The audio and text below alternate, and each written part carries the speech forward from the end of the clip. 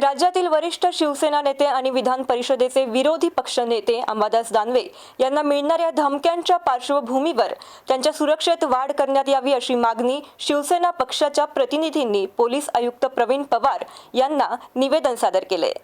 विरोधी पक्षनेते अंबादास दानवे यांना विविध सोशल मीडिया प्लॅटफॉर्मवरून धमक्या मिळत असल्याचा गंभीर आरोप शिवसेनेने केला आहे। समाज माध्यमावर प्रसारित झालेल्या संशयास्पद व्हिडिओची तात्काळ चौकशी करून संबंधितांवर कठोर कारवाई करण्याची मागणी करण्यात आली आहे। यासोबतच दानवे यांच्या प्रतिकृतीचा पुतळा जाळल्याच्याही प्रकरणावर शिवसेनेने तीव्र नाराजी व्यक्त केली असून हे कृत्य भडकाऊ स्वरूपाचे असल्याने संबंधितांविरुद्ध तातडीने गुन्हा दाखल करण्याची मागणी करण्यात आली आहे। आज शिवसेना उद्धव बाळासाहेब ठाकरे पक्षाच्या संभाजीनगर विभागातील प्रतिनिधी मंडळाने पोलीस आयुक्त कार्यालयात भेट देऊन संपूर्ण घटना मांडली।